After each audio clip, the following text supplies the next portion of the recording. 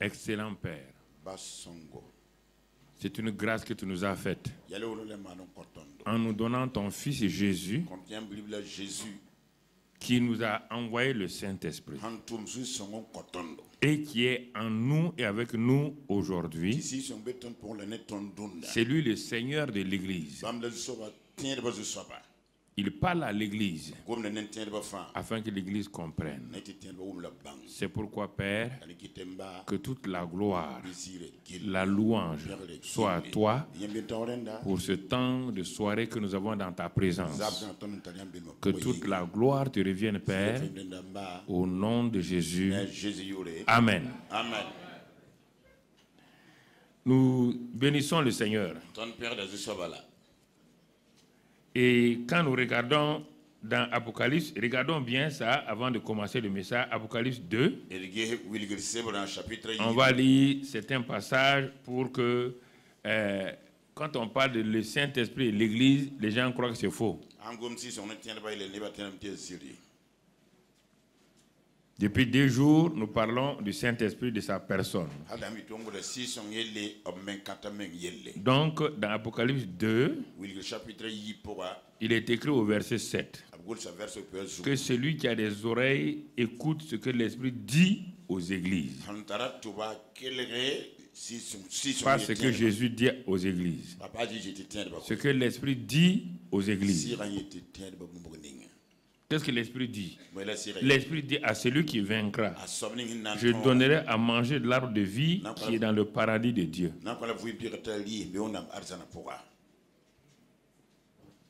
Allons dans le verset 11.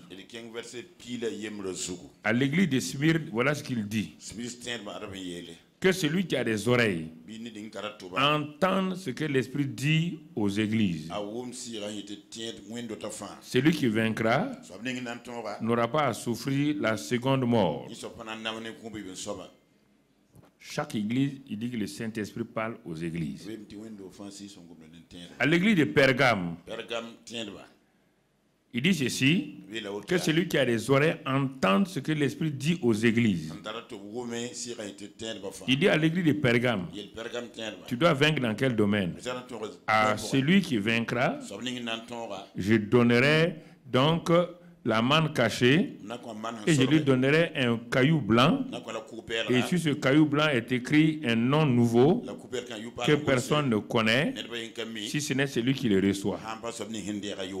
À l'église de Thyatire, il dit ceci, bien-aimés frères et sœurs, il dit, et à celui qui vaincra et qui gardera jusqu'à la fin mes œuvres, je donnerai autorité sur les nations. Donc il dit, c'est voilà ce que l'Esprit dit. Verset 29, que celui qui a des oreilles entende ce que l'Esprit dit aux églises. Ensuite, Apocalypse 3, verset 5. Celui qui vaincra, l'église de Sardes, celui qui vaincra sera revêtu ainsi de vêtements blancs. Je n'effacerai point son nom du livre de vie et je confesserai son nom devant mon Père et devant ses anges. Que celui qui a des oreilles entende ce que l'Esprit dit aux églises. L'église de Philadelphie, il dit ceci, verset 12. Celui qui vaincra, je ferai de lui une colonne dans le temple de mon Dieu. Il n'en sortira plus. J'écrirai sur lui le nom de mon Dieu et le nom de la ville de mon Dieu, de la nouvelle Jérusalem qui descend du ciel d'auprès de mon Dieu et mon nom nouveau. Que celui qui a des oreilles entende ce que l'Esprit dit aux églises. Enfin, à l'église de Laodicée, il dit, celui qui vaincra, je le ferai asseoir avec moi sur mon trône. Comme moi j'ai vaincu et je me suis assis avec mon Père sur son trône. Que celui qui a des oreilles entende ce que l'Esprit dit aux églises.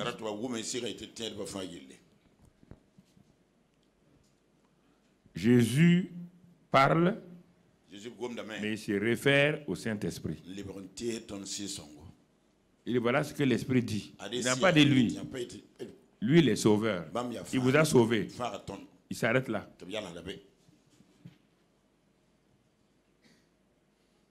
Il s'arrête là. Il dit maintenant, l'église là, le Seigneur de l'église, c'est le Saint-Esprit. Car moi, la tête de l'église, c'est le Saint-Esprit qui m'a fait naître dans ce monde. C'est le Saint-Esprit qui m'a ressuscité. C'est le Saint-Esprit qui m'a élevé. Si la tête de l'église a été dirigée par le Saint-Esprit, le Saint-Esprit l'a ressuscité, et le corps veut autre chose, c'est que le corps a un problème. Le corps a un problème. On te parle de victoire. On n'a pas dit quand on a fini, on est mort. Non, non, non, on parle de victoire. On ne parle pas des chrétiens qui ont fini leur vie. Hein. Ou avec des faux mensonges, qu'il a combattu le bon combat, qu'il a achevé la course. Toi, tu l'as vu achever quelle course? Quelle course? Parce qu'il est mort là. Donc tous ceux qui sont morts ont achevé leur course. Tous ceux qui sont morts ont achevé leur course. Voici le problème. C'est lui qui vaincra. On dit la personne, l'individu. C'est-à-dire le pasteur, la femme du pasteur. On n'a pas dit le couple qui vaincra.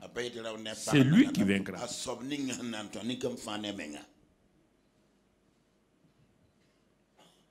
Voici les différentes récompenses. Autre chose, c'est nous séduire nous-mêmes. L'Église est séduite aujourd'hui avec des enseignements qui n'ont ni tête ni queue. Quand tu vois certains enseignements, tu te poses la question, est-ce que le gars là-même est normal? Ce qu'il dit là, est-ce qu'il est normal? Il n'est pas normal. Tu ne vas jamais oser dire ce que Jésus n'a jamais dit, ce que la Bible n'a jamais dit, il ne va pas oser le faire.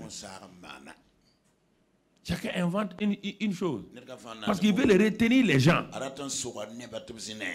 Il veut les retenir les gens dans leur église locale. Donc, mensonge sur mensonge. On te dit, et regarde encore Apocalypse. Regarde encore Apocalypse. Il nous prévient. Voilà ce qu'il nous dit à la fin. Le dernier chapitre de l'Apocalypse. Le Seigneur nous parle encore. Il nous avertit. Et nous voulons oublier ces choses-là. Et nous voulons faire semblant comme si nous ne savons pas lire. Il dit ceci. Et il me dit, ces paroles sont certaines et véritables. Chapitre 22, verset 6. Et le Seigneur, le Dieu des esprits des prophètes, a envoyé son ange pour montrer à ses serviteurs les choses qui doivent arriver bientôt. Et tu vois. Et il dit au verset 11, que celui qui est injuste soit encore injuste. Quand on arrive à la fin, la grâce est en train de se retirer tout doucement.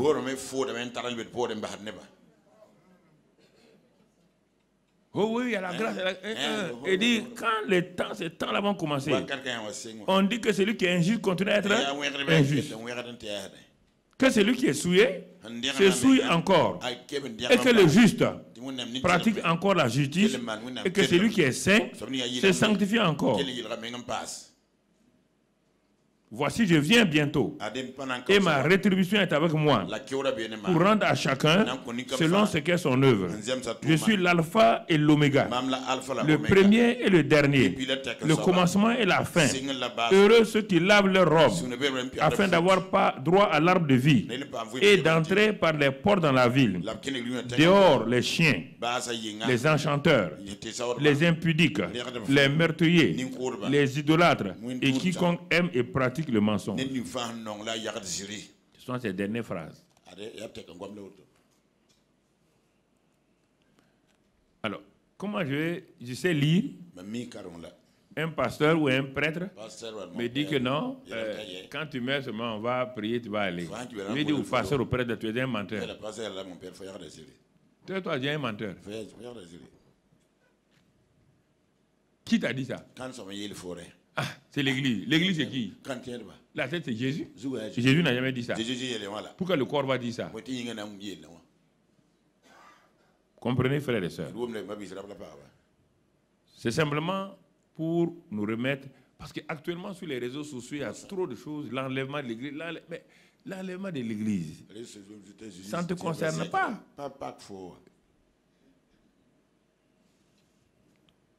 Ça veut dire quoi? Que tu meurs avant l'enlèvement, que tu participes à l'enlèvement, tu n'iras pas si tu ne voyais pas. Quand j'ai vu l'enlèvement, je vous ai dit ça, avant que les gens ne parlent de ça, je l'ai vu l'enlèvement. J'étais là et brusquement Dieu a ouvert mes yeux. Les églises étaient remplies de gens qui chantaient. Jésus est descendu. Il n'a pas mis pied sur terre. Hein. Il était dans l'air avec des anges qui sonnaient des trompettes. Et brusquement, je regarde, je vois quoi? Dans les églises là, les enfants sont enlevés, les femmes sont enlevées, les rares d'hommes.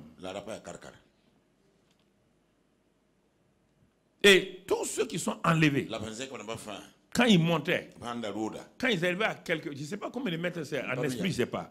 Quand ils arrivaient à un certain nombre de mètres, leur corps changeait. Ils prenaient un corps glorieux. Et chacun avait derrière lui son ange. Et le Seigneur me dit, cours, avertis le monde. C'est pourquoi j'ai commencé à aller de nation en nation. Cours, va leur dire, va les préparer, va leur annoncer de se préparer. Mais j'arrivais dans les églises, dans la vision là, les gens se moquaient de moi. Mais toi, tout le temps, tu exagères. Toi, vraiment, tu es extrémiste. Ils riaient. Et j'avais mon ange derrière moi. Et Dieu m'a donné comme une force. Je sautais d'église en église. Dans les pays là comme ça. Et au milieu d'eux, les gens étaient enlevés, l'église continuait à chanter. Les gens partaient, ils ne savaient pas. Les gens continuaient à chanter. Il dit, hein? Textuellement. Et puis à un moment donné, comme j'ai fait le tour, je parlais, les gens ne voulaient pas écouter. L'ange qui est derrière moi dit, monte. Si tu ne montes pas, toi-même tu peux manquer. Et brusquement, j'ai été happé. Je suis monté. Quand je suis arrivé à un certain nombre de mètres, mon corps a changé. L'ange et Jésus est parti vers tout ce qui était enlevé. J'ai regardé la terre. C'était terrible. Les églises étaient remplies de gens qui pleurent, qui crient, des pasteurs qui criaient. Les chrétiens frappaient les pasteurs. Tu ne nous as pas dit la vérité. Tu as pris notre argent. Tu nous as trompés. Tu nous as fait ceci ou cela. Ce n'est pas aujourd'hui. J'ai vu ça depuis 90.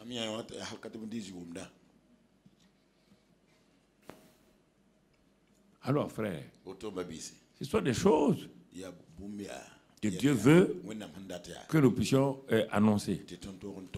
C'est ça. Ça colle à la vérité. Et un Thessaloniciens, ça colle à toutes ces choses-là.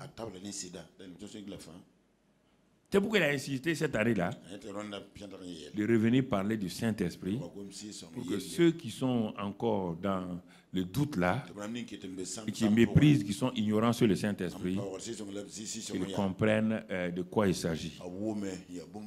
Et ce soir, nous allons voir simplement le mouvement de l'Esprit. Notre titre, c'est le mouvement de l'Esprit.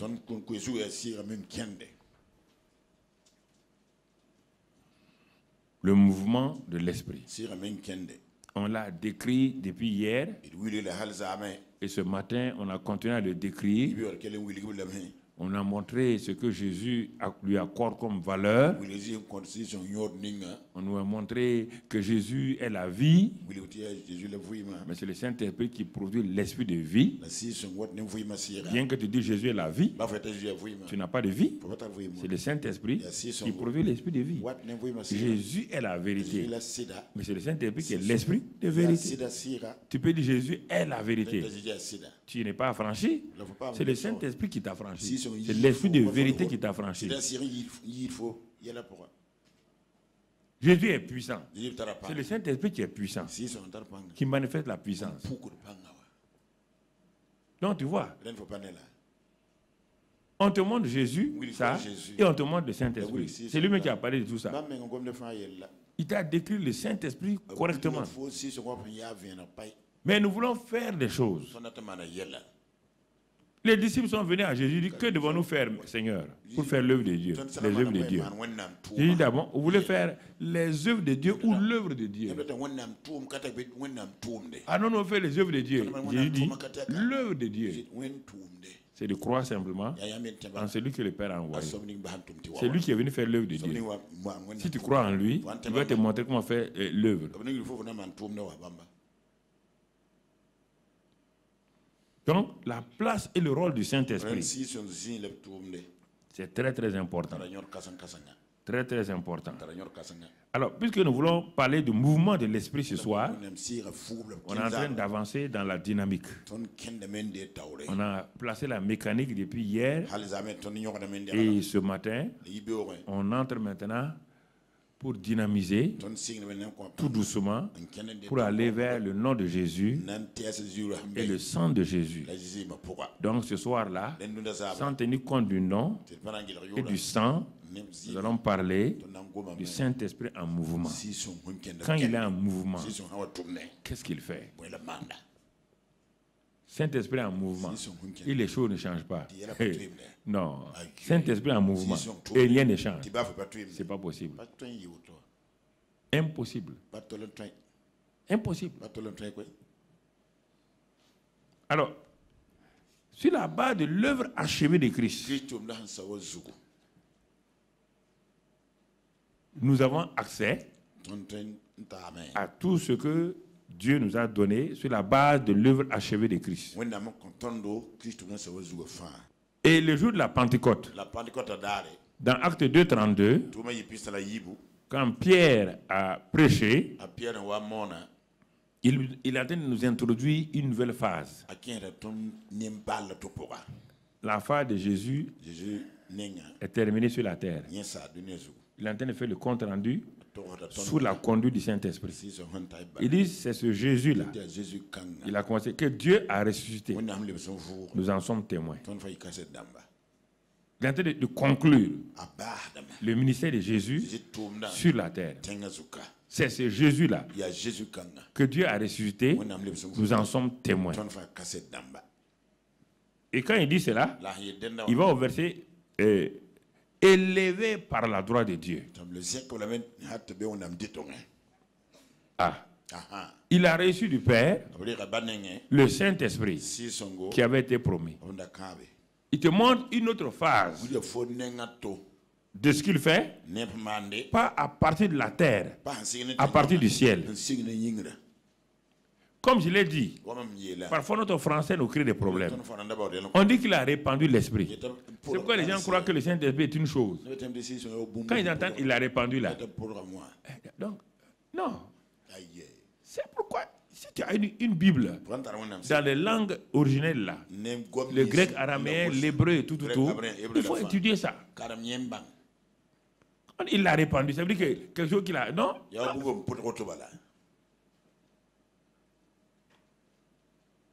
Non, on ne parle pas de répandre, et ce n'est pas une chose là. Le Saint-Esprit n'est pas une chose. Non, mon frère.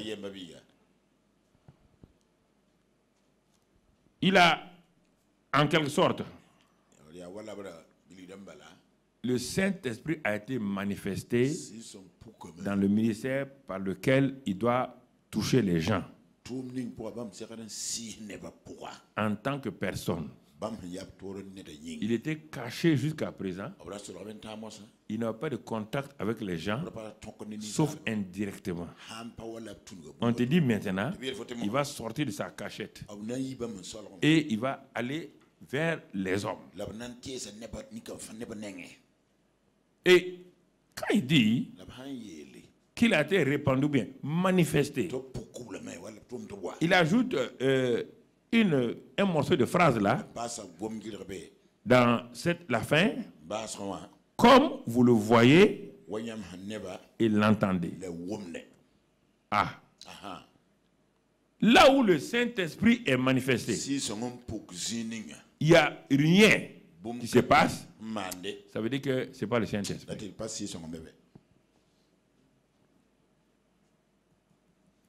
Quand il vient, il vient avec bruit.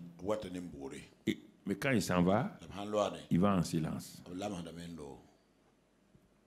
quand il quitte la vie d'un homme, c'est fini pour lui. Il va en silence. Quand il se tait, c'est fini pour toi. Tu es grillé. Il n'agit plus. Il y a un homme de Dieu qui avait une grande onction. Mais au lieu de s'améliorer dans la parole de Dieu, il est resté seulement sur l'onction, l'onction, l'onction. Et au fur et à mesure, en parlant de l'onction seulement, il a vexé le Saint-Esprit.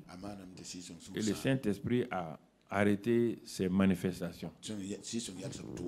Quand il partait aux réunions, il parlait comme avant. Il agissait comme avant. Les gens ont dit, tu as vu, l'homme là agit toujours comme s'il a l'onction. Mais il n'a plus l'onction. C'est dommage. Hein? C'était un homme d'onction. Il n'a plus l'onction. Son onction n'est pas entrée dans la maturité, mais son onction s'est bloquée. Donc, le mouvement de l'esprit, il est important de le comprendre. Et dans le verset 36, dans ce passage-là, verset 36, Pierre dit, il dit ceci, mon frère, nous sommes tous dans Acte 2, que toute la maison d'Israël sache donc avec certitude que Dieu a fait Seigneur et Christ Jésus que vous avez crucifié. Il est entré dans sa seigneurie. Et maintenant, quelqu'un est en train de descendre. Quelqu'un est en train de descendre pour jouer son rôle. Pour jouer son rôle.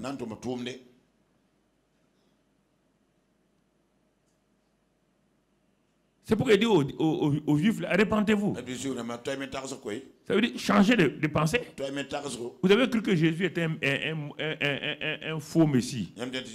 Maintenant, je viens de vous démontrer que c'est lui que Dieu a envoyé, crucifié, enseveli, ressuscité, glorifié, élevé. Il est devenu Seigneur et Christ. Et il a envoyé le Saint-Esprit. Si vous ne vous repentez pas, vous ne croyez pas en Jésus, le Saint-Esprit ne travaille pas dans votre vie. Mais si vous repentez et vous vous faites baptiser, il dit la promesse est pour vous, pour vos enfants, en aussi grand nombre que le Seigneur votre Dieu les appellera. Donc voici. Mais avant d'aller plus loin, regardons le mouvement de l'esprit dans la vie d'une jeune fille. Ésaïe a prophétisé dans Ésaïe 7 qu'une jeune fille enfantera. Et l'enfant sera appelé Emmanuel, Dieu avec nous. C'est simplement Dieu avec nous. Ce n'est pas son identité. Mais Dieu n'a pas révélé le nom. Il a dit simplement, l'enfant qui va venir là, c'est Dieu avec nous. Ce n'est pas son nom. Pourquoi tu dis au nom d'Emmanuel, aucun démon ne bouge.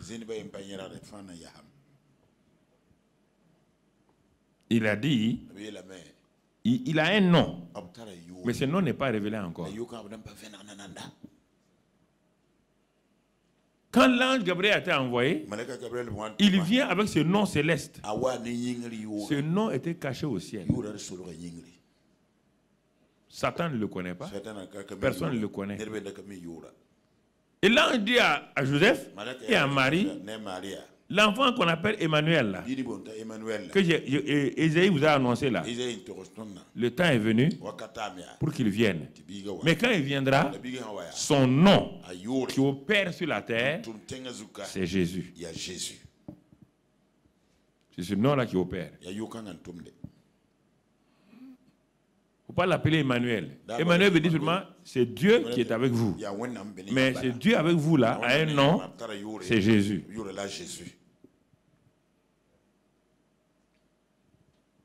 Et là, il dit, l'ange dit à la jeune fille là, c'est toi qui as été choisi. Avant que Jésus ne grandisse et qu'il aille au ciel, on va faire tu vas comprendre comment, quand le Saint-Esprit vient, comment il agit.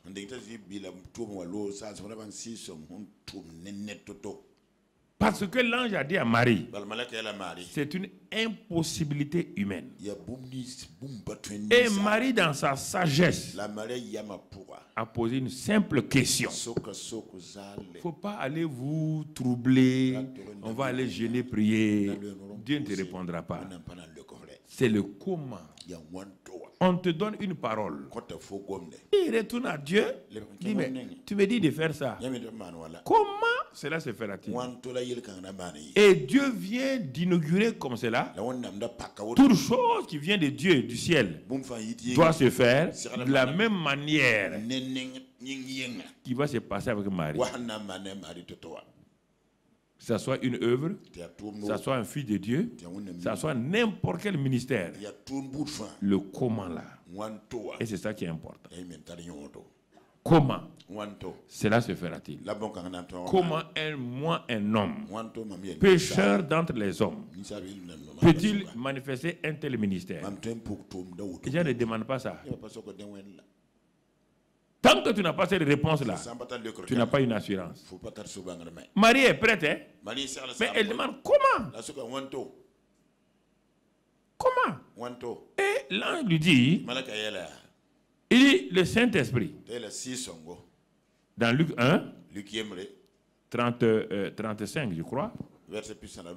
Il dit, le Saint-Esprit viendra sur toi. Le Saint-Esprit sera en mouvement de façon spécifique, uniquement pour toi. Parce que son temps n'est pas devenu comme ça. Mais comme c'est Jésus qui doit venir là, et le Père permet que le Saint-Esprit vienne sur toi. Et quand il vient, et la puissance.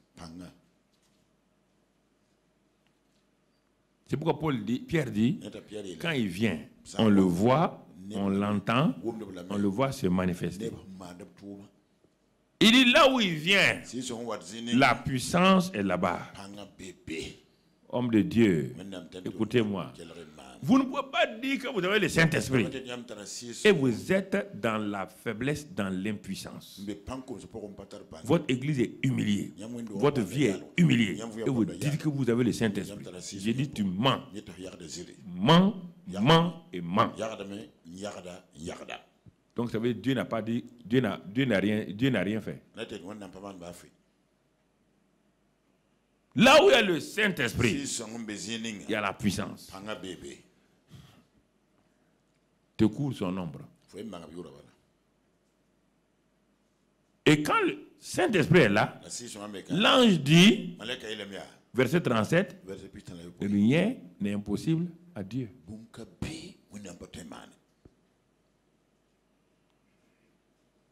Tout ça, c'est des versets liés. Mais toi, tu sors ce verset-là, tu veux le prêcher. Rien n'est impossible à Dieu. Ton message est incomplet. Il est lié à quoi? Parce que tu crois que tu vas dire aux gens, bon, maintenant, rien n'est impossible à Dieu. Bon, ceux qui ont été là, tu t'appuies sur quoi? On est en train de t'annoncer un processus. Le Saint-Esprit, il vient. Et quand il est là, sa puissance est là. Et quand sa puissance est là, rien ne lui est impossible. Quand Marie a eu cette certitude-là, elle dit, ok, je suis la servante du Seigneur. On peut aller. Il n'y a aucun problème. On peut aller. Tu poses la question. C'est ça ta certitude? Pourquoi Jésus a attendu 30 ans? Lui-même, fils de Dieu, là, enfant de Dieu, pourquoi il a attendu 30 ans? Vous croyez qu'il n'avait rien à faire?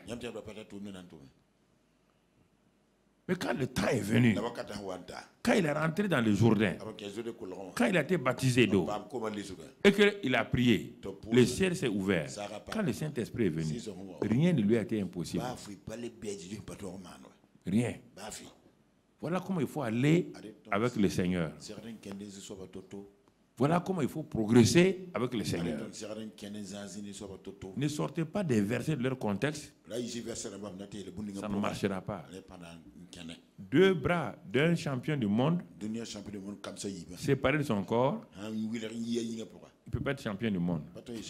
C'est pas les 2 bras là sont liés à son corps qu'il boxe, il devient champion du monde. Si tu dis je veux tes 2 bras, les 2 bras des champions du monde, il te les donne. Tu ne seras jamais champion du monde. Parce que tu n'as pas de corps. Si vous sortez des versets hors de leur contexte, ils ne sont pas liés au Saint-Esprit. Tu vas avancer comment? Toi, tu vas dire des choses que le Saint-Esprit n'est pas ton garçon de course. Il ne t'obéit pas. C'est toi qui dois lui obéir. C'est pourquoi un homme de Dieu se prépare dans la présence du Saint-Esprit. Rien ne lui est impossible. Si c'est le Saint-Esprit qui est là, rien ne lui est impossible. Et face à ça, toi tu dois lui dire, je suis le serviteur du Seigneur, je suis la servante du Seigneur, qu'il me soit fait selon ta parole. Mais tu vas aller prier, tu vas aller prier quoi? Il n'a rien dit, il n'a rien présenté. Tu vas aller prier qui? C'est ça, quand ils disent ils vont prier qui? Toi, tu n'as aucune parole. Toi, tu vas aller prier. Or, le Père n'agit pas sans sa parole. Le Saint-Esprit, c'est la parole qui est son épée. Tu n'as pas de parole. Tu pries pourquoi? Le Saint-Esprit dit, mais quelle parole tu as? Aucune parole. Il dit, mais moi, mon épée, c'est la parole. Et le Père ne veut que sur sa parole pour l'exécuter. On a renversé le christianisme. On a renversé ça. Et les gens sont fatigués. Ah, on a prié. Mais tu as prié sur la base de quoi? Regardez 2 phrases. Marie dit, je suis la servante. Toutes ces luttes sont finies. Tu as vu Marie aller prier pour qu'elle soit enceinte? Tu as vu, Marie va prier pour que la parole se réalise. Elle n'a pas su à quel moment elle est tombée en grossesse. C'est le Saint-Esprit travaille comme ça. Elle n'a pas su à quel moment la chose s'est passée. C'est quand elle est partie chez sa nièce, sa parente, Élisabeth. Quand sa nièce l'a vu, le Saint-Esprit est venu sur elle. Elle est tout de suite là, tu vois, le Saint-Esprit répond au Saint-Esprit. Le Saint-Esprit répond au Saint-Esprit. Les gens qui ont le Saint-Esprit se reconnaissent. Se reconnaissent. Élisabeth a reconnu Marie. Sans problème. Mais ceux qui n'ont pas le Saint-Esprit doutent de ceux qui ont le Saint-Esprit. Doutent. Est-ce que ça vient de Dieu? Ah, vous savez, aujourd'hui, il y a beaucoup de gens qui vont en Inde, qui vont au Nigeria, qui vont aller prendre telle chose là. Quand tu entends quelqu'un dire ça, c'est un rétrograde.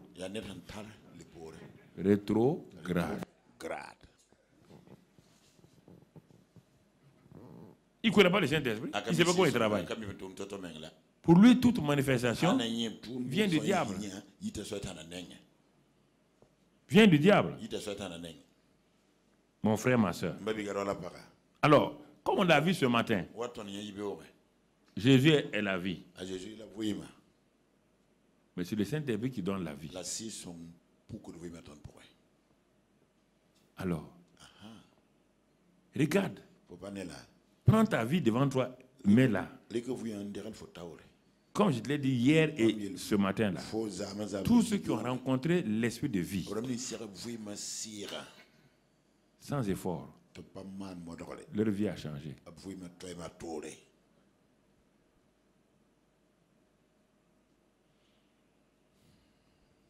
Pierre a renié Jésus. Il est sorti là pleurer le jour de la Pentecôte. La rencontre avec le Saint-Esprit. Le gars a changé. Sans problème. Jésus savait qu'il voulait faire des choses par sa propre force. Paul est l'ennemi numéro 1 de Jésus. Jésus le rencontre. Il est rempli du Saint-Esprit. Et comment sa vie a changé.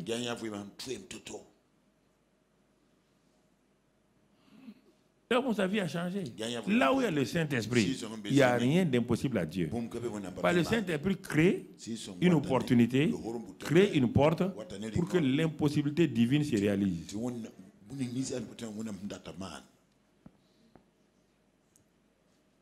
Attends toujours une parole du Saint-Esprit. Toujours. Pour ton ministère, pour ta vie. Le Saint-Esprit n'agit pas de façon spectaculaire. Il agit de façon surnaturelle, mais le surnaturel n'est pas spectaculaire. La grossesse de Marie n'a pas été spectaculaire. Mais c'est Élisabeth, une femme remplie, qui a découvert ça. Qui a découvert ça. Donc tu vois, frères et sœurs, l'esprit de vie. Jésus est la vie. Gloire à Dieu. À tous ceux qui l'ont reçu, tous ceux qui ont cru en son nom, il leur a donné le pouvoir de devenir enfants de Dieu.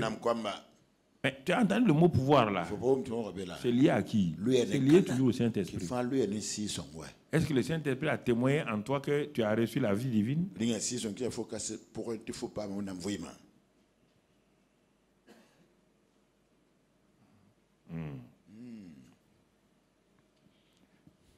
Regardez la vie, même dans l'Ancien Testament, des Israélites.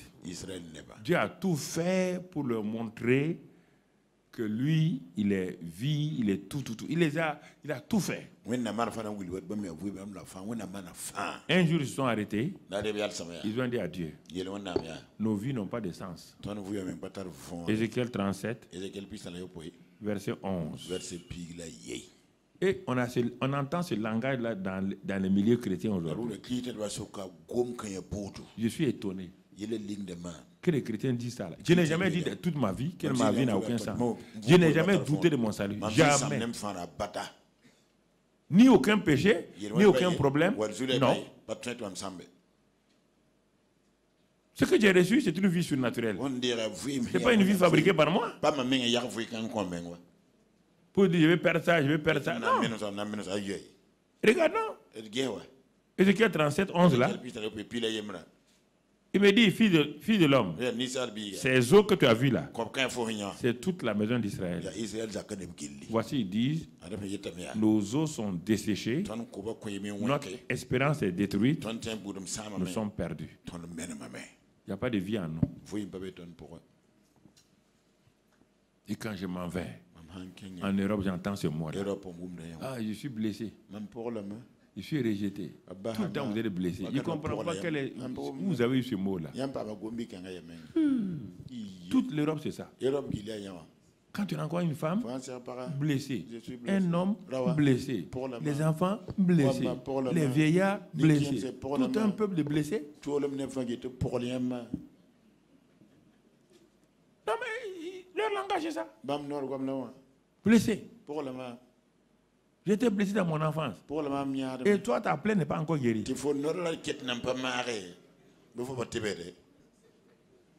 La parole est venue. La parole guérit les blessures. Le Saint-Esprit est venu. Malgré ça. Et les hommes de Dieu disent, bon, viens, je vais te guérir. Toi, tu veux guérir la... Toi, tu veux guérir les blessures de quelqu'un. Si à la rigueur, tu peux prendre la personne, lui montrer dans la Bible, et la personne va croire ça, et le Saint-Esprit restaure. Ah oui, quelqu'un m'a trahi là, on a fait une affaire, ça a fait quoi? Toi, tu as trahi des gens. Trahison pour trahison, toi tu es un traître. Vous fatiguez les gens. Quelqu'un m'a trahi. Toi, tu as trahi comme les personnes. Oui. Les gens ne s'appuient pas sur la parole, ni sur le Saint-Esprit. Ni sur le Saint-Esprit. Leur ancien péché les poursuit. Tu as déjà vu Paul parler de ses anciens péchés? L'ennemi numéro 1 de Jésus, Tu as dit, vraiment, Seigneur, il faut pardonner mes péchés là. J'étais mauvais. Hein. Le gars t'a dit, il te dit clairement, j'étais comme ça, je suis comme ça maintenant. Si quelqu'un est en Christ, il est une nouvelle création. Non, Paul ne peut pas dire ça. Il te dit, je te dis, je suis une nouvelle création. Les choses anciennes sont.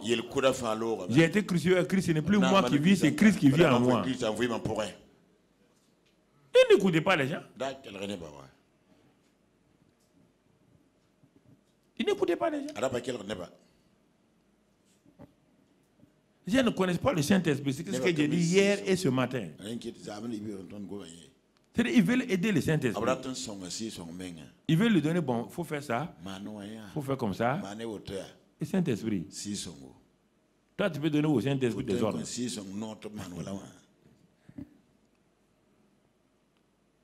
Il dit, nos os sont détruits. C'est ça qu'il disait. C'est pourquoi Dieu a dit à son serviteur, bon, comme leurs os sont détruits, ils sont morts. Et puis ils continuent à parler. Non, ils ne sont pas réellement morts. Un mort ne parle pas.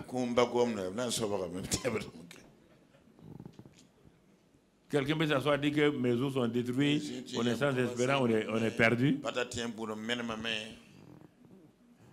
Il dit, mais ils ne connaissent pas le monde spirituel. Pour que Ézéchiel puisse, le mouvement de l'esprit commence là. Pour que Ézéchiel rentre dans ce monde des cadavres, dans ce monde des ossements secs. Dieu lui présente une impossibilité humaine. Il lui présente une vallée d'ossements secs. Ézéchiel regarde. Il regarde. Il dit, mais de quoi Dieu veut me parler? De quoi?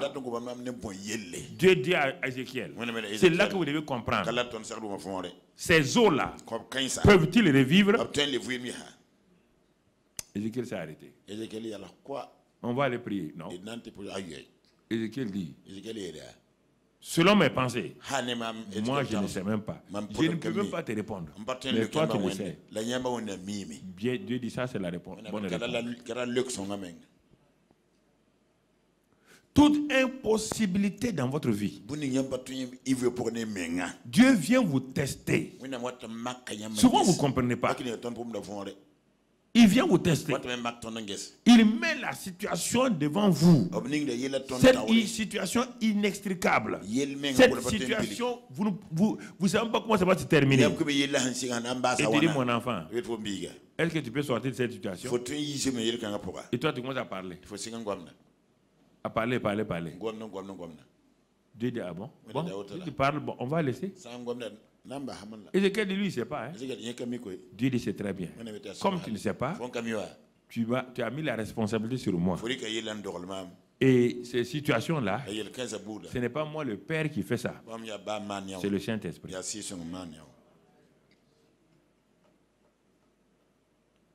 Même depuis l'Ancien Testament, tu vois, il le fait rentrer en esprit.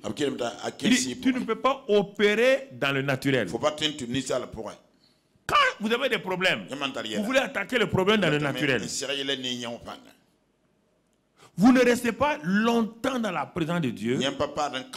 Priez en esprit, priez en langue, jusqu'à ce que le Saint-Esprit vous dise comment opérer.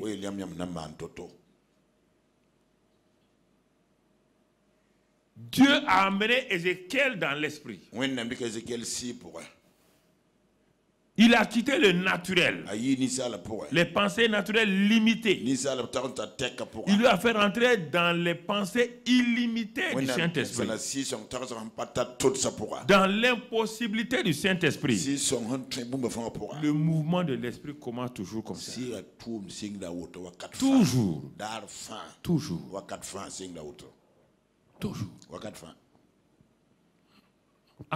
Assois-toi, ne cherche pas. Tu ne sais pas, j'ai rencontré des situations où je me demande comment je vais m'en sortir. J'ai trouvé le même principe. Ne cherche pas à aller courir ici, ne cherche pas à aller courir là. Reste dans ma présence.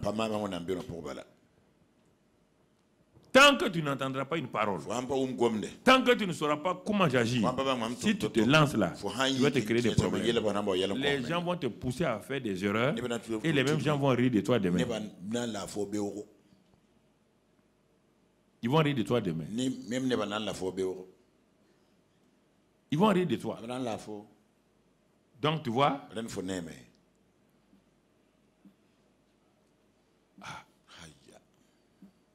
et au verset 13, toujours d'Ézéchiel 37, verset 13,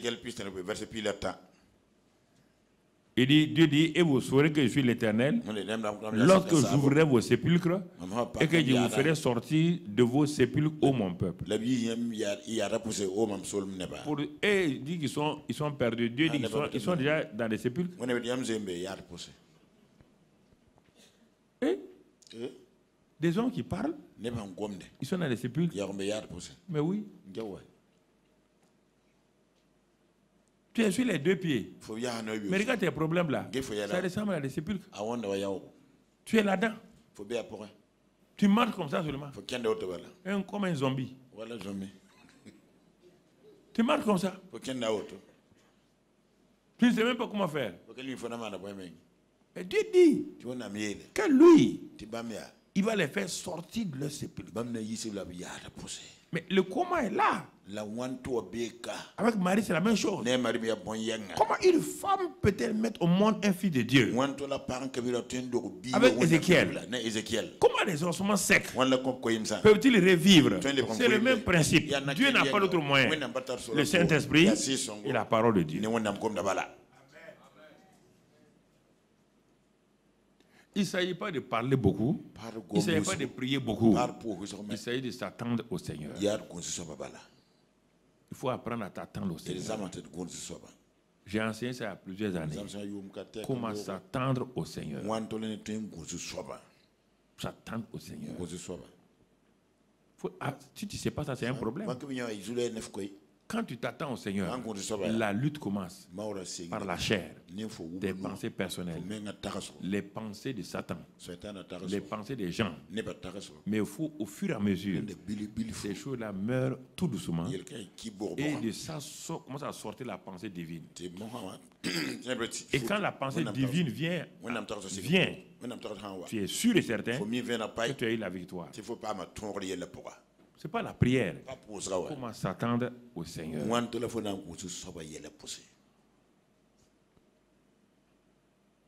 Comment s'attendre au Seigneur. Tous les secrets, c'est ça. Dieu a fait monter Moïse sur la montagne. Il n'a pas dit tu vas aller 40 jours. Dieu n'a jamais dit ça. Quand Moïse montait, Dieu ne lui a pas dit tu vas faire 40 jours de jeûne. Arrêtez-moi cette histoire-là. Où tu as vu ça? Où Dieu a dit? Et quand il a fini, on a vu qu'il a fait 40 jours. Dieu dit moi, errez dans ma présence. Il a fallu 7 jours d'abord. 7 jours pour que les pensées de Moïse soient balayées. Dieu n'a pas parlé à Moïse pendant 7 jours. Va lire dans Exode 24, tu ne crois pas. Il était là dans la présence de Dieu. Dieu ne lui parle pas. Le gars a toutes ses pensées. Pourquoi je suis ici? Qu'est-ce que Dieu veut de moi? Dieu l'a laissé. Quand il a fini tout le tour de ses pensées, le 7e jour-là, Dieu voit qu'il est bien. Maintenant, on peut lui parler. Dieu ne lui a pas demandé son avis sur le tabernacle. Tout ce qu'il doit faire là. Vous voulez faire un ministère où Dieu, vous parlez, présenter votre ministère à Dieu. Je ne comprends pas cette histoire. Vous voulez faire un ministère. Le ministère est lié au ciel. Vous prenez votre ministère. Allez dire à Dieu, mets ton tampon ici et signe. Et vous allez réussir.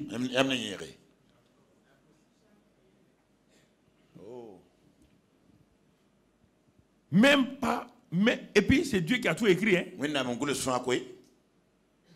Il n'a pas dit à Moïse, même les couleurs des rideaux là, tu aimes quelle couleur? Rien. Un ministère où vous n'apprenez pas à attendre Dieu, que le Saint-Esprit vous dirige. Vous allez mettre vos propres idées là-dedans. Ça va bloquer les choses. Dieu ne veille pas sur tes pensées. Dieu veille sur ses propres paroles, ses propres pensées. Vous tous qui êtes en contact avec nous à travers le monde, c'est ça. C'est à vous que je parle. Dieu veille sur ses pensées, ses paroles. Regardez. Il a dit à Ézéchiel, bon, tu es prêt maintenant? Il dit à Ézéchiel, si c'est toi qui veux parler, je suis là, comme Marie. Je suis le serviteur du Seigneur. Parle. Et Dieu va le diriger. Ézéchiel n'a rien fait que ce que Dieu a dit de faire. Quand il a dit de parler aux ossements, Ézéchiel n'a pas dit, dans notre église là, on va dire que je suis un magicien, qu'on ne parle pas aux os secs. C'est ça, quand l'esprit est en mouvement, ça te déboussole par rapport aux pensées des gens. Ça te fait peur. Parce que tu ne veux pas sortir de l'ordinaire. Tu ne veux pas que les gens te jugent. Pourquoi Dieu dit, ok, si tu veux un ministère ordinaire, tu l'auras. Mais si tu veux me suivre, mon fils, regarde Marie, une jeune fille qui va avoir un enfant, mais elle va être ridiculisée. Et même son fiancé va douter. Mais elle a refusé. Elle a dit, je suis la servante. Tout ce que les gens m'ont dit de moi là, ce n'est pas un problème. Ézéchiel. Parle aux ossements. Oh Dieu, je n'ai jamais vu quelqu'un parler aux ossements. Dieu dit, ah bon? Tu es sûr? Moi, Dieu, j'ai parlé aux ténèbres. Dans Genèse. C'était les ossements de la terre comme ça. Que la lumière soit. Parle. Vous voulez être une femme bien, une femme équilibrée, une femme de grandes choses. On dit, voilà, non, cette femme-là, elle est sage. C'est quelle sagesse? La sagesse du monde là. Vous ne voulez pas qu'on rit de vous? Vous ne voulez pas qu'on vous dise que vous êtes sorcier, vous êtes magicien? Continuez. Quelle place vous aurez au ciel? Rien. Ce sont ceux qui s'engagent avec Dieu.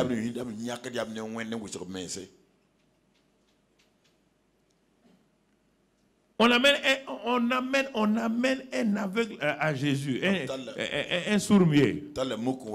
Et puis aussi un aveugle. Le gars, il crache à terre. Ils ont dit, ah non, ça c'est quel ministère encore? Le ministère de cracher à terre. Et puis il s'est baissé, il a tourné la boule et tout. Il a pris, il a fait peinture sur le visage de monsieur. Il dit, tu vois le bara numéro 2 là. Va te laver. Va te laver. Vous voulez voir le Saint-Esprit en mouvement, mais vous avez peur en même temps que les gens vous critiquent. Ah, chez vous, chez Karambiri là, il y a des choses bizarres. Hein? Si tu n'es pas courageux, va là où on ne va pas te critiquer. Là, tu n'auras rien aussi. Dieu fait des choses avec ceux qui s'engagent, qui sont courageux.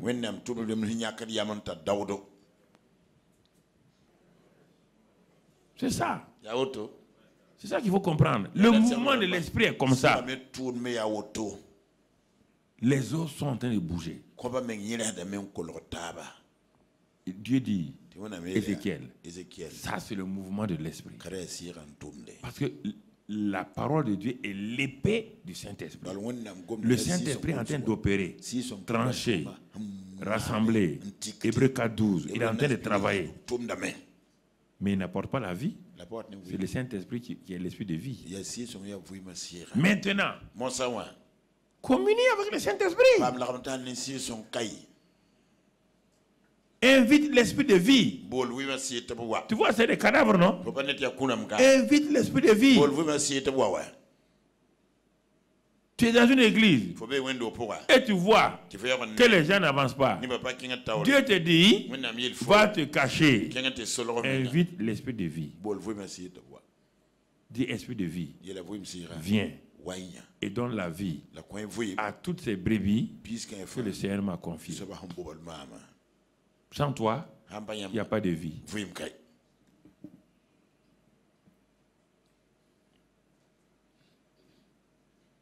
Vous voulez aller prier, vous demandez quelque chose. Ézéchiel n'a rien demandé.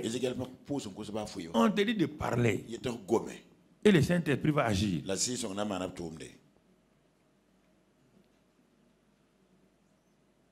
Reste là. Va avec des petits cantiques. Reste là-bas. Je me tiens dans la présence du Seigneur. Tu es là. Et ton trône est élevé. Ne commence pas à prier. Reste là. Tu es assis sur ton trône élevé.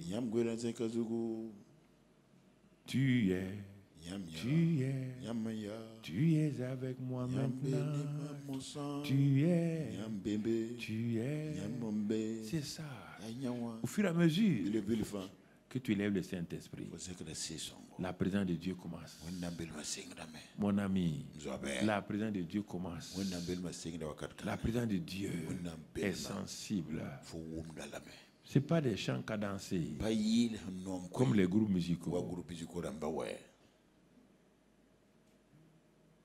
Comprenez? Quand il a invité, c'était la communion du Saint-Esprit. On ne prie pas le Saint-Esprit, on l'invite. Quand il a dit Esprit, viens des 80. Ézéchiel dit, hein? Qu'est-ce qu'il voit? On dit le vent souffle, on l'a vu hier avec Nicodème. Il souffle là où il va, on ne sait pas d'où il vient. Brusquement, il a vu les 4 vents. Le vent de l'Est, de l'Ouest, du Nord, du Sud se mettent en mouvement. Ils sont rentrés dans ces cadavres-là. C'était une armée puissante. Tu vois comment ton église peut passer des gens qui sont sans espérance, des gens qui viennent à l'église, des gens qui sont abattus, des gens qui sont fatigués. Quand toi, le pasteur, tu pars te cacher régulièrement. Toi, le pasteur, tu pars te cacher. Tu as beau crier. Ce n'est pas le cri qui fait avancer une église. Tu as beau plaider, pleurer. Va te cacher. Quand l'évangélique maudit que tout le monde connaît, un évangélique pur et dur, qui est un pasteur évangélique qui est là et qui prêchait bien, mais il n'y avait pas de mouvement de l'esprit.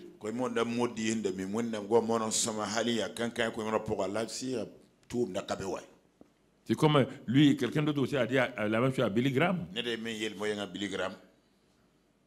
dit, mais toi, à cause de tes amis évangéliques là, tu as peur de passer à la deuxième phase. Billy Graham. Tu as peur. Parce que les évangéliques t'ont pris en otage. Ils ne veulent pas que tu parles des guérisons, de tout. Comment le Saint-Esprit, quand tu invites les gens, le Saint-Esprit fait lever les gens littéralement. Des tribunes là. Les gens courent sous la conviction du Saint-Esprit. Mais s'il est capable de les faire courir pour leur donner ça, continue seulement. Tu n'as qu'à dire maintenant que les malades soient guéris. Il dit non. Mes amis évangéliques ont dit, ils ne vont pas me soutenir. C'est comme ça que le grand Billy Graham a terminé dans beaucoup de maladies inutiles. Parce qu'il a refusé de faire ce que le Saint-Esprit a dit. Moody, il est parti en Angleterre. Tout le monde, le grand Moody est venu. Le grand Moody est venu. Il a pris dans la plus grande église, la cathédrale de Canterbury, donc en Angleterre là-bas. Les gens sont venus dire, oh l'homme là, il prêche. Quand il prêche, tes cheveux marchent.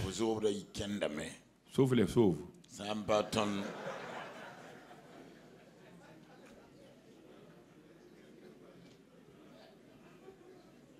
C'est ça. Bon, les gens étaient impressionnés. Hein? Quand il a fini, il y a 3 dames âgées qui sont allées voir le grand prédicateur. Ils lui ont dit, mon fils, il faut honorer le Saint-Esprit. Quand ton ministère ton message là, il n'y a pas la vie de l'esprit. Vous connaissez les grands hommes de Dieu. Il était fâché. Mais vous n'avez pas vu, même les généraux sont venus me saluer. Ils ont dit non, on n'a pas dit que ton message n'est pas vrai. On te dit que le Saint-Esprit, tu ne laisses pas la liberté d'agir. Il s'est fâché, il est parti. Quand il est retourné aux États-Unis, son église a brûlé. Il a commencé à prier. Il prie. Il prie. Parce qu'il est convaincu maintenant que les trois dames âgées là avaient raison. Du Saint-Esprit, je veux le mouvement de l'Esprit dans ma vie. Je suis fatigué. Que les gens viennent me féliciter à la fin de mon message. Au lieu que les gens soient à genoux, les gens pleurent, ils viennent te féliciter. Bon message. Bon message. Mais ça ne change pas leur vie. Et un jour, il est sorti. Il devait faire des achats en ville. En pleine route, maudit criait. Oh Saint-Esprit. Oh Saint-Esprit. Et en pleine rue, le grand maudit que tout le monde respecte là, il est tombé sur ses genoux, rempli du Saint-Esprit, en public, en plein jour, devant tout le monde. Il a dit, l'évangéliste là, il est déséquilibré maintenant.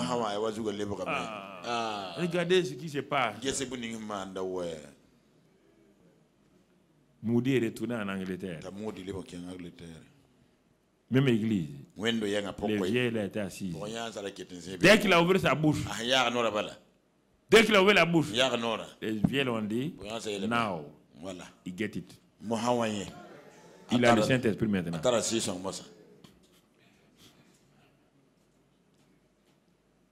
Il a le Saint-Esprit maintenant. Il dit, jeune homme, ton ministère va aller. C'est là-bas que son ministère n'est pas dans le monde entier. Le mouvement de l'Esprit. Placez-vous devant lui. Placez-vous devant lui. Rien ne lui est impossible. Dans Jérémie 32, 27, il dit rien. Jérémie 32, 27. Il dit que y a-t-il rien d'étonnant? De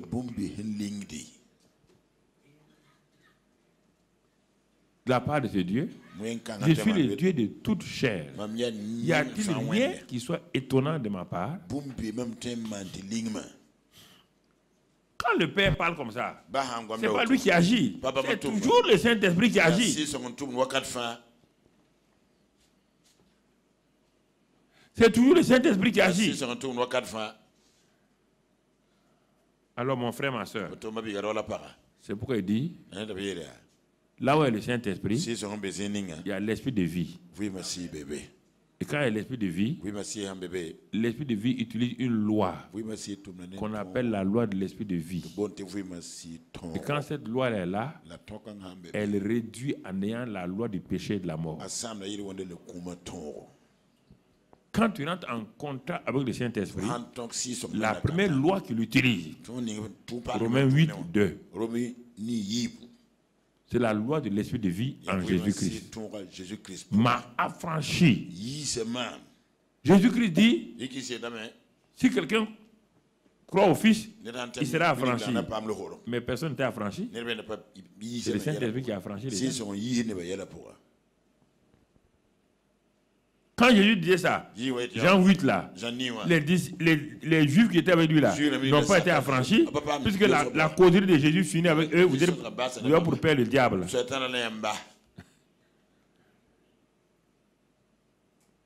Mais c'est l'esprit de vie. C'est la loi de l'esprit de vie donnée par le Saint-Esprit qui a affranchi les gens de la loi du péché et de la mort. Satan utilise une loi terrible qu'on appelle la loi du péché et de la mort. Il a mis ça sur le monde entier.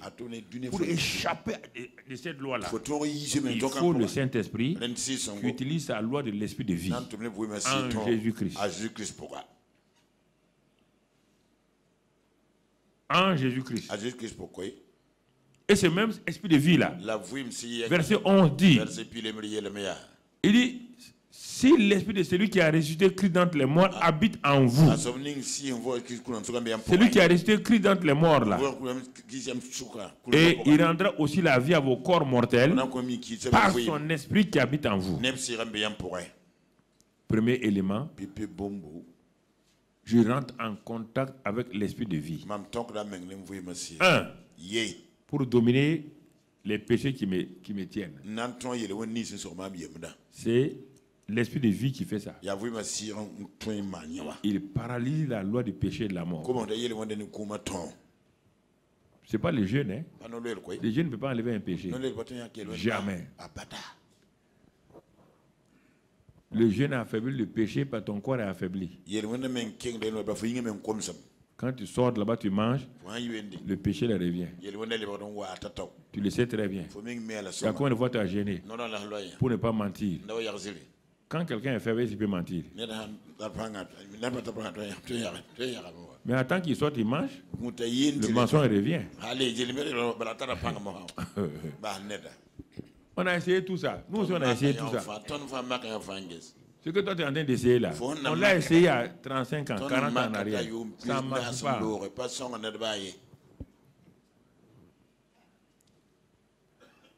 Quand tu affames le corps, est-ce qu'il peut commettre l'impureté? Donne-lui à manger. Quand il se lève là, il va aller là où il partait avant. La loi de l'esprit de vie en Jésus-Christ, par le Saint-Esprit qui est en toi, il faut que tu saches qu'il habite en toi. Il détruit la loi du péché et de la mort. Et physiquement, c'est cet esprit-là qui a donné, qui a ressuscité Christ d'entre les morts. On dit s'il est en toi, il donne la vie à ton corps mortel.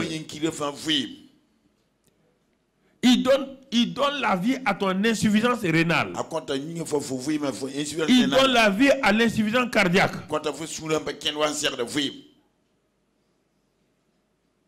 Jésus était mort, entièrement mort. Cerveau mort. Donc, écoutez, pasteur, vous ne croyez pas ça? Ok.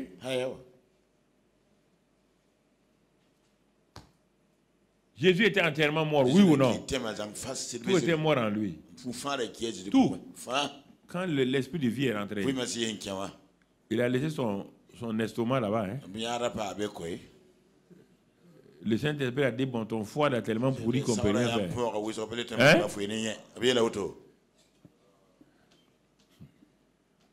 Vous négligez celui qui est la vie. Vous dites, ah, Jésus a pris vos péchés. Il dit oui, mais il y a plus que ça. L'esprit de vie là est en toi.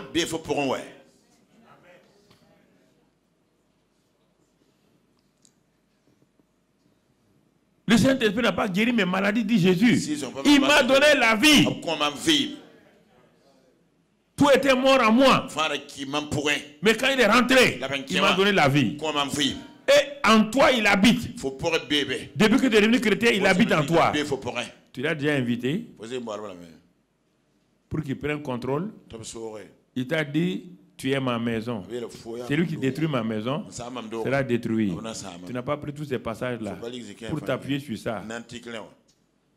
La maladie détruit. Ça détruit. On dit celui qui détruit là, il dit que le corps, il sera détruit. Toi, tu ne prends pas autorité sur ça. C'est écrit dans la Bible. 1 Corinthiens 3, 16, 17 et tout. C'est lui qui détruit. On ne parle pas de l'homme. Il y a l'homme aussi. Mais qu'est-ce qui détruit le corps? Ce n'est pas l'homme seulement. Il y a la maladie, il y a Satan, il y a tout. Prends ça et commence à parler. Parle à ton corps. Exerce l'autorité sur ton corps. C'est pas automatique. Mais c'est comme ça que le chrétien apprend. C'est quand nous sommes devant les païens qu'on utilise la guérison divine au nom de Jésus. Mais tu ne peux pas utiliser au nom de Jésus pour toi-même. Si que l'esprit de vie est en toi. Devant les païens, tu peux dire ça. Mais toi-même, l'esprit de vie est en toi. Il est en toi. Il faut que tu apprennes. C'est ça l'apprentissage que nous ne voulons pas. Nous ne voulons pas apprendre avec confiance au Seigneur. Et ça nous crée des problèmes. L'esprit de vie. L'esprit de vie est en toi. Pour ta main sur ton corps. Tu dis avec moi, Seigneur, je suis le temple du Saint-Esprit. Et à cause de cela, le Saint-Esprit est l'esprit de vie. C'est lui qui a ressuscité Jésus. Le corps de Jésus mort, il l'a ressuscité entièrement. De la plante des pieds au sommet de la tête. À cause de cela, moi aussi, l'esprit de vie vivifie tout mon corps. Vivifie tout mon corps. Au nom de Christ Jésus. Amen. Amen. Et regarde encore, dans Genèse 21, verset 6, Dieu dit à Sarah qu'elle va avoir un enfant. Et Sarah dit une parole, mais quand je traduis en français, il parle d'une moquerie. Sarah dit dans ce passage-là, Dieu m'a fait un sujet de rire. Nous les francophones on dit, Dieu m'a fait un sujet de moquerie. Ah bon? Rire c'est moquerie. Regardez comment on dévie les choses. C'est-à-dire que Dieu a mis dans ma bouche le quoi? Le rire. Avant je pleurais. Maintenant je suis le sujet de rire. Élisabeth dit je suis un sujet de rire. Anne dit que mes ennemis là, ils ne peuvent rien contre moi. Maintenant, l'Éternel a baissé son regard. Je suis un sujet de rire. Anne a ri. Élisabeth a ri. Et Sarah a ri. Dans n'importe quelle situation. Il dit, je suis un sujet de rire. Pas de moquerie. Non. C'est pourquoi on n'a pas dit Isaac s'appelle moquerie. On dit Isaac s'appelle rire. Dieu rit avec toi. Dieu te dit, je suis un Dieu qui rit avec mes enfants. Je suis un Dieu qui rit avec mes enfants. C'est ça. Tu es dans l'insuffisance rénale. Tu es dans l'insuffisance cardiaque. Je ne dis pas non. La science a montré ça. Mais la science est limitée. Le Dieu de l'esprit de vie te dit ce soir, là où tu es, partout où tu es maintenant, j'attends ça. L'esprit de vie, là où tu es maintenant, toute forme d'insuffisance est soumise au Dieu de la suffisance. Le Dieu El Shaddai, le Dieu tout suffisant. Tout ce qui est insuffisant dans ta vie, par l'esprit de suffisance, restaure les insuffisances au nom de Christ Jésus. Toute insuffisance rénale, insuffisance cardiaque, toute forme d'insuffisance des spermatozoïdes, tout cela est restauré maintenant par l'esprit de vie au nom de Jésus. Au nom de Christ Jésus. Et Dieu met le rire sur tes lèvres. Dieu sèche tes larmes au nom de Christ Jésus. Le mouvement de l'esprit commence maintenant. Toute impossibilité physique, les docteurs ont dit qu'on ne peut pas, devient possible avec l'esprit de vie. L'esprit de vie vivifie tout ton corps. Quand tu vas aller aux prochains examens, les docteurs vont déclarer qu'il y a eu un changement, qu'il y a eu un miracle. Reçois cela au nom de Jésus. Toi qui as la télévision, toi qui as Internet, reçois cela au nom de Christ Jésus. Reçois cela simplement. Reçois cela simplement. La grâce de Dieu est sur toi. Au nom de Christ Jésus. Amen. Amen. Ça, c'est l'esprit de vie. Mais ce n'est pas fini. Le Saint-Esprit est l'esprit de délivrance. Il est l'esprit de délivrance. Qu'est-ce qu'il dit dans Ésaïe 54, verset 15? Ésaïe 54, verset 15. On va aller un peu plus rapidement maintenant. Ésaïe 54, verset 15. J'ai eu la permission de commencer les prières. J'ai eu la permission de commencer les prières. Il dit, si l'on forme des complots, écoute-moi maintenant, cela ne viendra pas de moi. Quiconque se liguera contre toi tombera sous ton pouvoir. Écoute-moi ce soir-là. Quels sont les complots qu'on a ligués contre toi? Quelles sont les injustices? Quelles sont les diffamations qu'on a placées contre toi? L'esprit de délivrance. L'esprit de délivrance est là ce soir. Il annule tous les complots contre toi au nom de Jésus. Toute injustice est détruite maintenant au nom de Christ Jésus. Et tu verras ce cas qui est au tribunal venir et tu seras justifié au nom de Christ Jésus. Même cet homme qui semble être fort, cette femme qui semble être fort, sera débouté au nom de Christ Jésus. Ésaïe 43 verset 2. Ésaïe 43 verset 2. Qu'est-ce qu'il est écrit? Si tu traverses les eaux, je serai avec toi. Et les fleuves, ils ne te submergeront point. Tu vois, si tu mets dans le feu, tu ne te brûleras pas. Et la flamme ne t'embrasera pas. Est-ce que tu crois ça? Quelles sont les eaux et les fleuves et les feux qui sont sur toi maintenant? Satan a allumé des feux sur toi, sur ta famille, sur tes affaires, sur ton ministère. Dieu te donne l'assurance. Quand tu marches dans les eaux et même dans le feu, ça ne te brûlera pas. Il te le dit ce soir. Il te le dit ce soir. Oui, mon frère. Et Daniel et ses amis ont marché dans le feu. Est-ce qu'ils ont été laissés seuls? Le quatrième homme a apparu. Le quatrième homme est envoyé par le Saint-Esprit. Dans tout feu dans lequel tu es maintenant, le Saint-Esprit apparaît maintenant. Le Saint-Esprit apparaît et te protège. Le Saint-Esprit te garde contre tous les feux de l'ennemi. Tout fleuve qui s'est submergé, ces fleuves-là sont taris maintenant au nom de Christ Jésus. Au nom de Christ Jésus. Dans la fosse aux lions, quand les lions sont descendus, est-ce qu'ils ont pu tuer Daniel? Aucun lion ne te tuera. Aucun lion satanique ne te détruira. Tous les lions sataniques retourneront à leur envoyeur. Ceux qui ont affamé les lions, c'est eux qui ont été détruits par les lions. Ceux qui ont allumé le feu, c'est eux qui ont été détruits par le feu. Le feu ne t'atteindra pas. Le lion ne te détruira pas. J'ai proclamé ce soir, c'est ton Dieu qui le dit. L'esprit de Dieu est en mouvement maintenant. Non seulement dans les salles, mais partout sur Internet. Regardez vos situations maintenant. Tiens-toi debout et parle. Si tu peux te tenir, si tu peux te tenir, assois-toi. Parle. Dis à Satan, tout feu qu'il a allumé contre toi, s'éteint maintenant par le feu.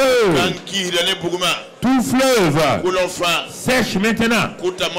Toute force de lion se ferme maintenant. Dans le nom de Christ Jésus.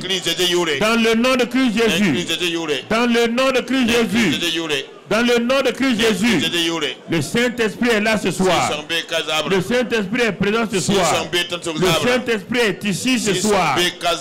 Et au nom de Christ Jésus. Ésaïe 59 verset 19. Ésaïe 59 verset 19. Qu'est-ce qu'il est dit là-bas? On craindra le nom de l'Éternel depuis l'Occident et sa gloire depuis le soleil levant. Écoute-moi maintenant. Quand l'ennemi viendra comme quoi? Comme un fleuve. Qu'est-ce qui va se passer? L'Esprit de l'Éternel le mettra en fuite. Et regarde les ennemis partir en fuite. Et regarde les ennemis partir de tous les côtés en fuite. Ils sont venus par un seul chemin, ils s'enfuient par 7 chemins. Je déclare maintenant qu'aucun de tes ennemis, l'esprit de l'Éternel, le met en fuite maintenant. Dans le nom de Christ Jésus. Dans le nom de Christ Jésus. Dans le nom de Christ Jésus. Oui, mon frère, ma soeur. Les ennemis de Mardoché. Les ennemis de Mardoché. Mardoché a été élevé. Ses ennemis ont été abaissés. Alors c'est pourquoi Dieu va t'élever. Et tous tes ennemis seront abaissés. Tout Dieu va t'élever. Tes ennemis seront abaissés. Je proclame que toute personne qui pense qu'il a un pouvoir d'argent, un pouvoir politique, un pouvoir mystique pour être contre toi, je déclare ce soir, cette personne est décapitée au nom de Jésus. Cette personne comme Aman est complètement donc lié à un poteau. Dans le nom de Christ Jésus. Aucun amant ne peut vivre dans ta vie. Aucun amant ne peut faire du mal à ta vie. Que tous les Mardochés crient à Dieu, gloire à Dieu. L'Éternel est mon salut. Il ne peut rien me faire. Le Saint-Esprit est en mouvement dans ma vie. Merci Seigneur. Au nom de Christ Jésus. Alléluia. Alléluia. Alléluia. Alléluia. Assois-toi une minute. Nous allons continuer. L'esprit de puissance. Dans Ésaïe 10, verset 27. Qu'est-ce qu'il dit là-bas? Il dit en ce jour-là, son fardeau sera ôté de dessus ton épaule. Et son joug au-dessus de ton cou. Et la graisse fera éclater le joug. Dieu te dit, quand le Saint-Esprit est là, l'onction est là. Et l'onction détruit toujours dans ta vie. Quels sont les jougs que l'ennemi a placés sur ta vie? Tu fonctionnes avec ça comme normal. Tu trouves que c'est normal. La vie chrétienne, on doit souffrir. Il y a des souffrances, on ne doit pas les accepter. Qui t'a dit ça? On ne doit pas les accepter. On doit refuser ces souffrances-là. Non, mon frère. On doit refuser. Regarde Ésaïe 9, verset 1 à 3. On dit que l'onction détruit le jour. Mais regarde Ésaïe 9, verset 1 à 3. Il dit, les ténèbres ne rayonnent pas toujours sur la terre, où il y a maintenant des angoisses. Si les temps passés ont couvert d'opprobre le pays des Zabulon, le pays de Nephtali, les temps à venir couvriront de gloire la contrée voisine de la mer. Au-delà du Jourdain, le territoire des gentils. Toi, tu fais partie des gentils. Le peuple qui marchait, écoute, dans les ténèbres, voit une grande lumière. Et sur ceux qui habitaient le pays de l'homme de la mort, une lumière resplendit. Verset 3. Tu rends le peuple nombreux, tu leur accordes de grandes joies, il se réjouit devant toi, comme on se réjouit à la moisson, comme on pousse des cris d'allégresse au partage du butin. Ton temps de cri est arrivé.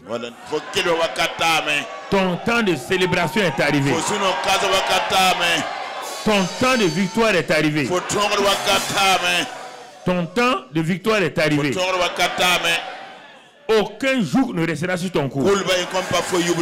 Dieu détruit tout joug de l'ennemi sur ton cou. Ceux qui ont pensé qu'ils pouvaient te tenir. Comme la femme qui avait un joug depuis 38 années. Jésus a dit un fils d'Abraham. Une fille d'Abraham. Ne peut pas avoir le joug sur sa vie. Tu comprends? Pourquoi? Pourquoi? Hein? Parce que le cantique dit, j'ai un Dieu.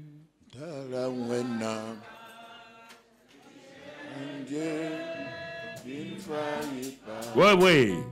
J'ai un Dieu qui ne faillit pas. Qui ne faillit pas.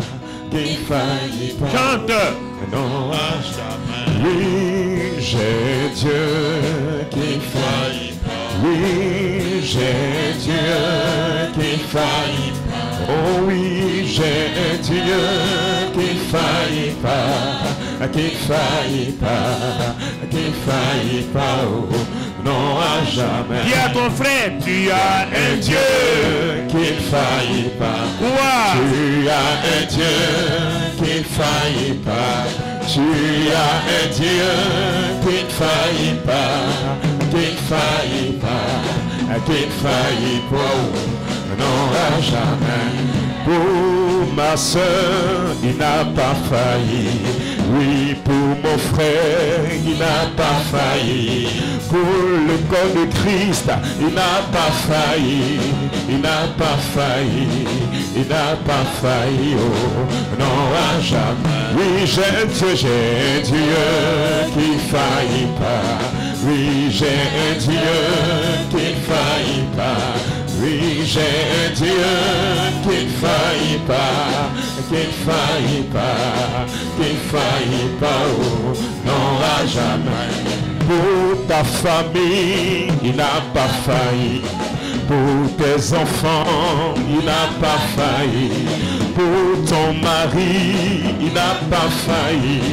Il n'a pas failli. Il n'a pas failli, oh, non à jamais.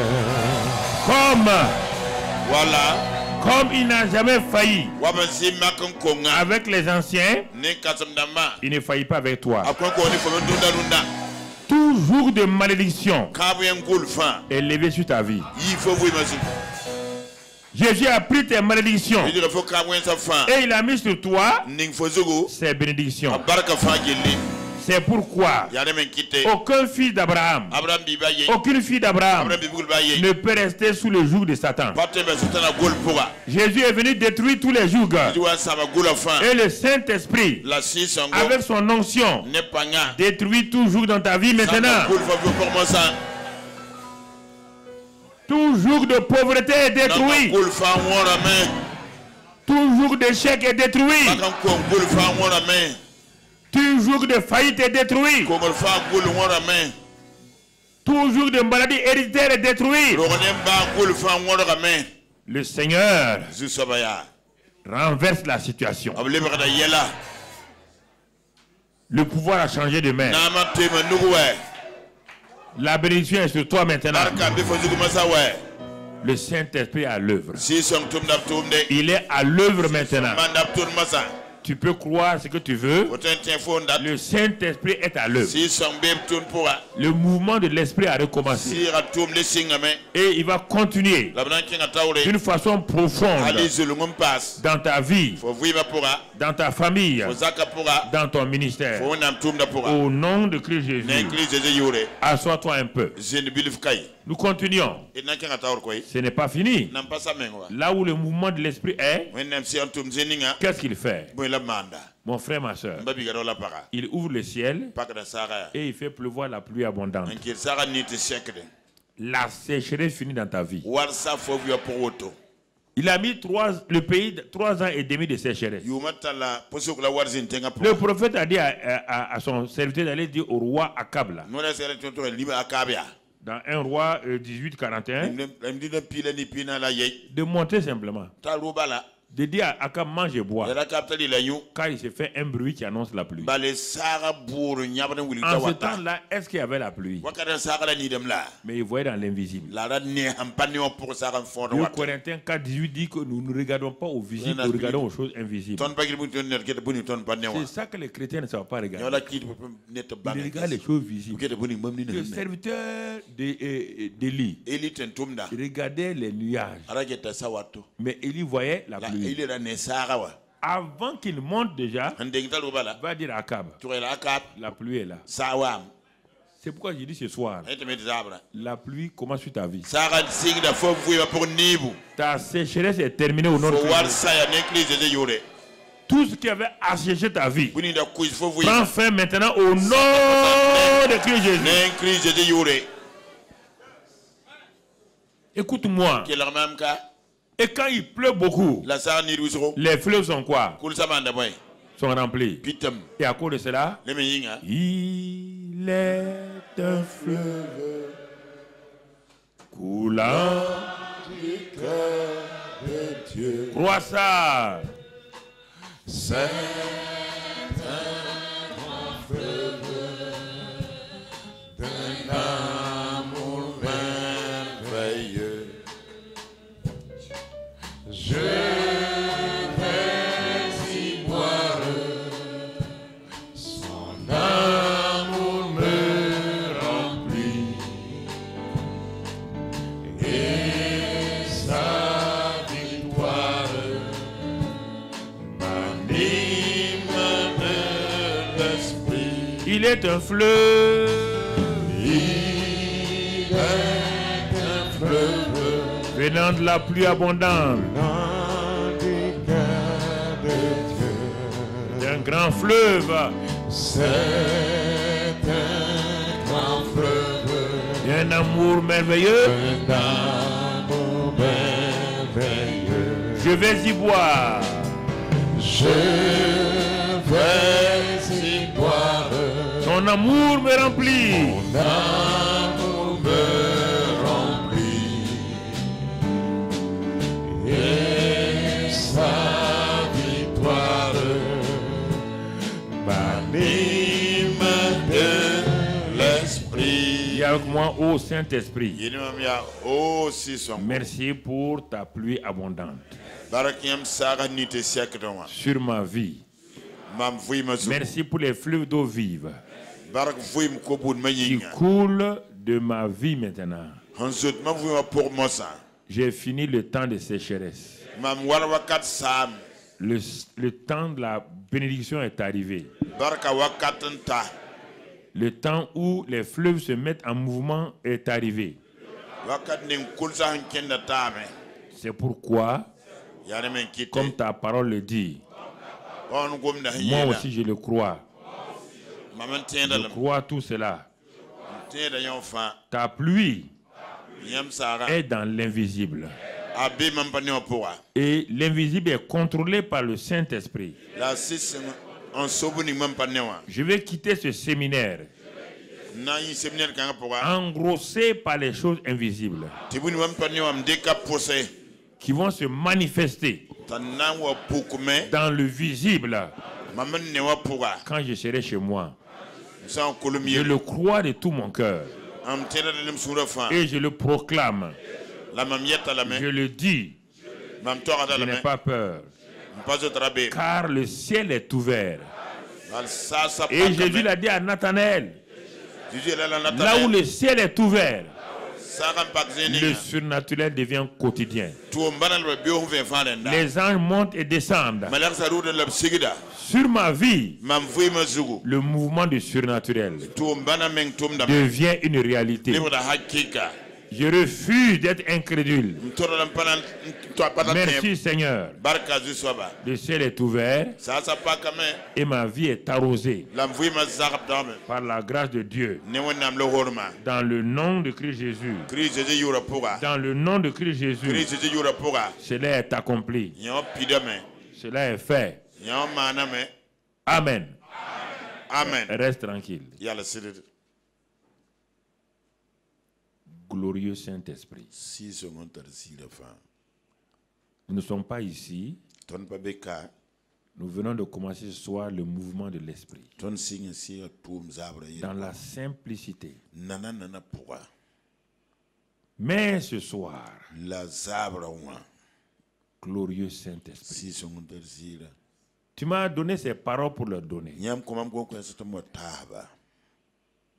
Et plusieurs ont lutté. Des larmes, des efforts. Ils sont honnêtes.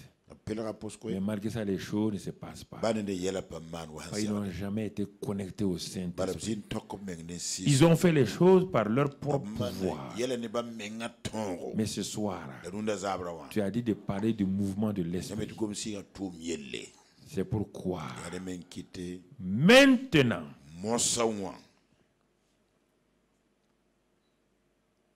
glorieux Saint-Esprit, glorieux Saint-Esprit, glorieux Saint-Esprit,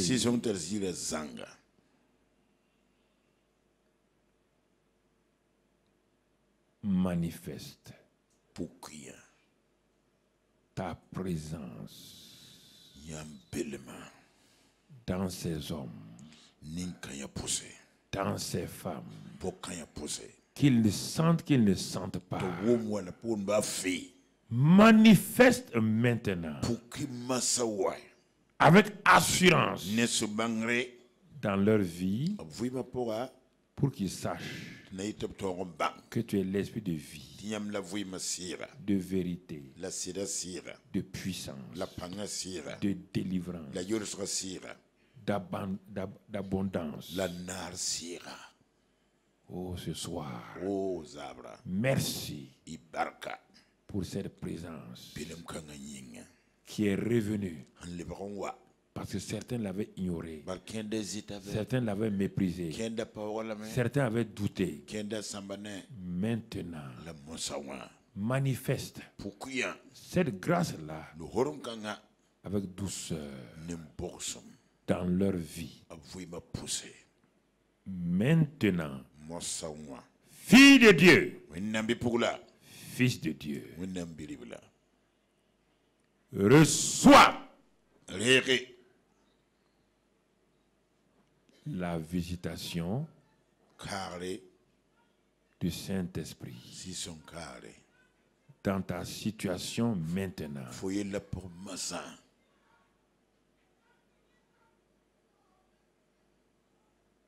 Il est ici. Il est présent au milieu de nous, dans la douceur, sans faire beaucoup de bruit. Dis-le que tu le reçois. Tu acceptes. Tu crois que maintenant tu reçois cette manifestation, que tu sentes ou pas. On commence ce soir de cette manière. Demain il va amplifier. Mais ce soir, c'est de recevoir le mouvement de l'esprit tel que le Père le veut. Crois maintenant. Il est en train d'agir dans ta vie. N'aie aucun doute. Aucun doute. Il guérit les malades. Il est un attouchement de la main du Seigneur. Regarde. Les situations qui étaient impossibles. Regarde, ça devient possible maintenant. Quand tu arriveras à la maison, ou toi qui es en contact avec nous, regarde. Le Saint-Esprit est en train de changer les situations. La guérison prend place. Le miraculeux intervient maintenant. Là où tu es maintenant. Demain matin déjà. Là où que tu sois. Tu vas voir ce qu'il aura fait dans ta vie. Reçois cette grâce-là de façon particulière, de façon douce ce soir. De façon douce ce soir. Il commande dans la douceur. Demain, l'amplification viendra. Reçois cette grâce-là, cet attouchement du Seigneur. Dans le nom de Christ Jésus. Dans le nom de Christ Jésus. Dans le nom de Christ Jésus. Dans le nom de Christ Jésus. Dans le nom de Christ Jésus. Dis simplement. Fraîche rosée, descendez sur nous tous. Ô divine ondée, venez arroser-nous. Tout doucement, fraîche.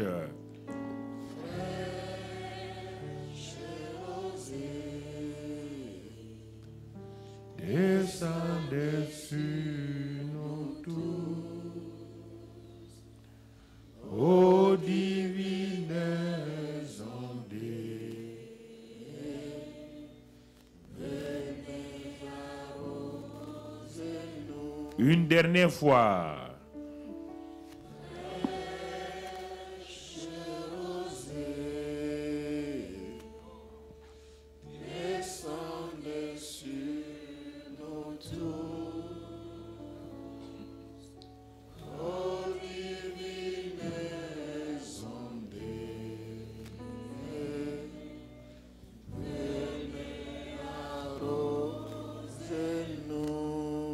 Pour tes deux mains sur ta poitrine et dis avec moi, glorieux Saint-Esprit, je quitte ce lieu ce soir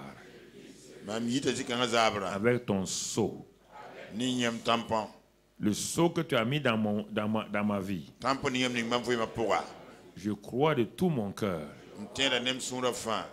qu'une nouvelle étape du mouvement de l'esprit commence dans ma vie, dans ma famille, dans le ministère dans lequel tu m'as établi. Et je prépare mon cœur pour que demain et après-demain, je puisse voir dans les différents domaines de ma vie la manifestation puissante. Mais ce soir, tu t'es reçu dans la douceur, dans la paix, dans le repos. Je crois que tu as déjà agi en moi puissamment, que toutes les prières que j'ai fait monter, les proclamations se sont réalisées. Je vois leur réalisation. Dans le monde de l'invisible, c'est passé dans le monde visible. Merci pour ta présence.